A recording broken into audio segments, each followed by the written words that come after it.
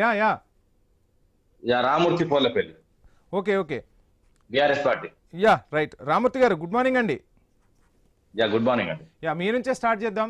So ఏంటి, ఏ విధంగా ఉండబోతున్నాయి? బీఆర్ఎస్ కు ఆశించిన ఫలితాలు రాబోతున్నాయి అనుకుంటున్నారా? ఎలా చూస్తున్నారు ఈ ఎన్నికల సరళిని? ఏం చెప్పబోతున్నారు? ఆశించిన దానికంటే ఎక్కువనే వస్తున్నాయండి. ఎందుకంటే 7 కార్పొరేషన్ లో దాదాపు 4 దాకా మేము పాజిటివ్ లో ఉన్నాము.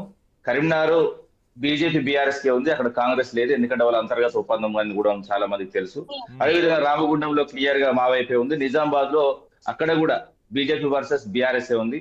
మహబూబ్ నగర్ లో మేమే వస్తున్నాం, మంచిర్యాల మాదే ఉంది, కొత్తగూడెం కూడా మాదే బాగుంది. అదేవిధంగా నల్గొండలో సొంత జిల్లాలో కూడా మీరు బాగా వేయబోతున్నారా? 100% రాసి పెట్టుకోండి. అదే విధంగా నేనేమంటున్నా, మున్సిపాలిటీ విషయంలో కూడా 116కు సంబంధించి మున్సిపాలిటీ కూడా 56 నుంచి 61 దాకా గెలుస్తుందని నెల్సన్ సర్వే అని చెప్పింది. అదే నెల్సన్ సర్వేనే నిజం కాబోతున్నది. అదే విధంగా 30 నుంచి 42 వరకు కాంగ్రెస్ పడిపోతున్నది. అదే విధంగా 2 నుంచి 4 మాత్రమే అయితే బీజేపీకి వస్తున్నాయి. ఇంకోటి ఏంటంటే, ముఖ్యమంత్రి నోరు మనసు అయితే ఊరు మనసు అయితే, నోరు బాగలేదు కాబట్టి ఇలాంటి రిజల్ట్స్ వస్తాయి అన్నది కూడా నా అంచనా. ఎందుకంటే తిట్లతోని ఓట్లు పడవు, అదే విధంగా బూతులలో ఓట్లు పడవు అన్నది ఈ రోజు తెలిసిపోతుంది.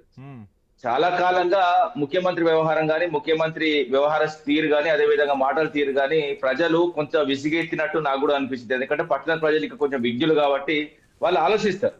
ఎందుకంటే ఏ జిల్లాకు పోయినా గలీజ్ మాటలతో ఏ విధంగా రెచ్చిపోయాడు, సహనాన్ని కోల్పోయాడు అనేది కూడా మనం చూసుకోవచ్చు. ఎందుకంటే జాతిపిత అన్న అంశం కానీ వాస్తవంగా ఎవరు అడగలేదు రాష్ట్రంలో. ఈ అంశం కూడా వాస్తవంగా ఎవరికి వాళ్ళు తీసుకుంటారండి. ఇప్పుడు గాంధీ అయితే ఏ విధంగా స్వతంత్ర ఉద్యమంలో ముందు పడ్డ వాళ్ళు ఖచ్చితంగా గాంధీ ఒక్కరు చేస్తే స్వాతంత్రం రాలేదు కదా అండి.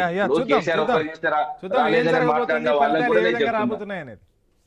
యా నిరంజన్ గారు, ఏంటి మొత్తంగా ముఖ్యమంత్రి సొంత జిల్లాలోనే మేము పాగా వేయబోతున్నామని చెప్తున్న పరిస్థితి. సో ఏంటి, బీఆర్ఎస్